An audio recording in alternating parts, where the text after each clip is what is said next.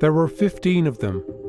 Most arrived in the dead of night, laid their trap, and waited for the target to arrive. That target was Jamal Khashoggi, a prominent Saudi critic of his country's government and its young crown prince. He is creating an environment of intimidation and fear. Saudis are being silenced. Since his killing in Istanbul, Turkish media has released a steady drip feed of evidence implicating Saudi officials. Weeks of investigation by The Times builds on that evidence and reconstructs what unfolded hour by hour. Our timeline shows the ruthless efficiency of a hit team of experts that seemed specially chosen from Saudi government ministries. Some had links to the Crown Prince himself. After a series of shifting explanations, Saudi Arabia now denies that this brazen hit job was premeditated. But this reconstruction of the killing and the botched cover-up calls their story into serious question. It's Friday morning, September 28th. Khashoggi and his fiancée, Hatice Cengiz, are at the local marriage office in Istanbul. In order to marry, he's told that he needs Saudi paperwork and goes straight to the consulate to arrange it. They tell him to return in a week. It all seems routine, but it's not. Inside, there's a Saudi spy, Ahmad al-Muzaini, who's working under diplomatic cover. That very day, he flies off to Riyadh and helps concoct a plan to intercept Khashoggi when he returns to the consulate. Fast forward to Monday night into Tuesday morning. Saudi agents converge in Istanbul aboard separate flights. Muzaini, the spy, flies back from Riyadh.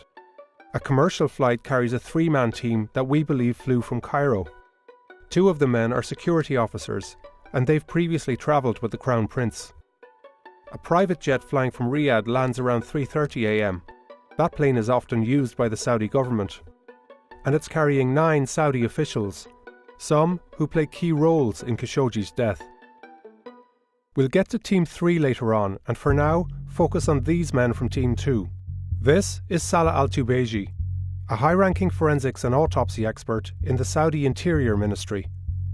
Turkish officials will later say his role was to dismember Khashoggi's body. Another is Mustafa al-Madani, a 57-year-old engineer. As we'll see, it's no accident that he looks like Khashoggi. And this is Maher Mutreb, the leader of the operation. Our investigation into his past reveals a direct link between Mutreb and the Saudi Crown Prince. When bin Salman toured a Houston neighbourhood earlier this year, we discovered that Mutreb was with him, a glowering figure in the background. We found him again in Boston, at a UN meeting in New York, in Madrid, and Paris too. This global tour was all part of a charm offensive by the prince to paint himself as a moderate reformer. Back then, Mutreb was in the Royal Guard. Now he would orchestrate Khashoggi's killing. And his close ties to the Crown Prince beg the question, just how high up the Saudi chain of command did the plot to kill go? Early Tuesday morning, Khashoggi flies back from a weekend trip to London. He and the Saudis nearly cross paths at the airport. The Saudi teams check into 2 hotels, which give quick access to the consulate. Khashoggi heads home with his fiancée. He'd just bought an apartment for their new life together. By mid-morning, the Saudis are on the move. Mutreb leaves his hotel 3 hours before Khashoggi is due at the consulate. The rest of the team isn't far behind. The building is only a few minutes away on foot, and soon they're spotted at this entrance. Mutreb arrives first. Next, we see al-Tubeji, the autopsy expert, and al-Madani, the lookalike. The stage is almost set. A diplomatic car pulls out of the consulate driveway and switches places with a van, which backs in. Turkish officials say this van would eventually carry away Khashoggi's remains. From above, we can see the driveway is covered, hiding any activity around the van from public view. Meanwhile, Khashoggi and his fiancée set out for the consulate, walking hand in hand. In their final hour together, they chat about dinner plans and new furniture for their home. At 1:13 p.m, they arrive at the consulate. Khashoggi gives her his cell phones before he enters. He walks into the consulate. It's the last time we see him. Inside, Khashoggi is brought to the Consul General's office on the second floor. The hit team is waiting in a nearby room. Sources briefed on the evidence told us Khashoggi quickly comes under attack. He's dragged to another room and is killed within minutes. Then, Al-Tubeji, the autopsy expert, dismembers his body while listening to music. Maher Mutreb makes a phone call to a superior.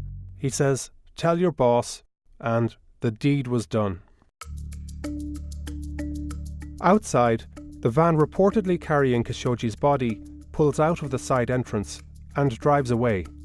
At the same time, the Saudis begin trying to cover their tracks. While Khashoggi's fiancée waits here where she left him, two figures leave from the opposite side. One of them is wearing his clothes. Later, the Saudis would claim that this was Khashoggi, but it's Al-Madani, the engineer, now a body double, pretending that the missing journalist left the consulate alive. Yet there's one glaring flaw. The clothes are the same, but he's wearing his own sneakers, the ones he walked in with. Meanwhile, the van that's allegedly carrying Khashoggi's body makes the 2-minute drive from the consulate to the Saudi consul's residence.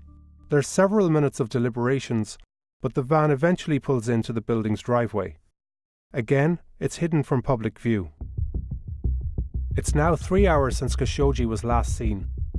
The body double hails this taxi and continues weaving a false trail through the city.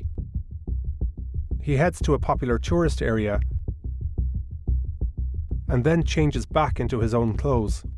Later, we see him joking around in surveillance footage.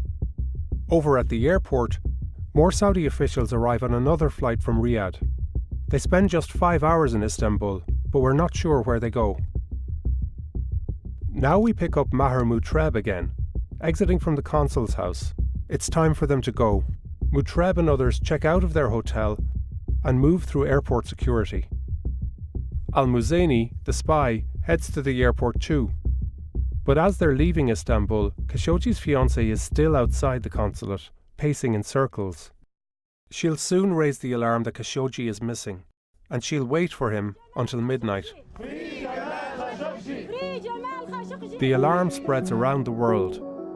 9 days later, the Saudis send another team to Istanbul. They say it's to investigate what happened, but among them are a toxicologist and a chemist who also has ties to the hit team.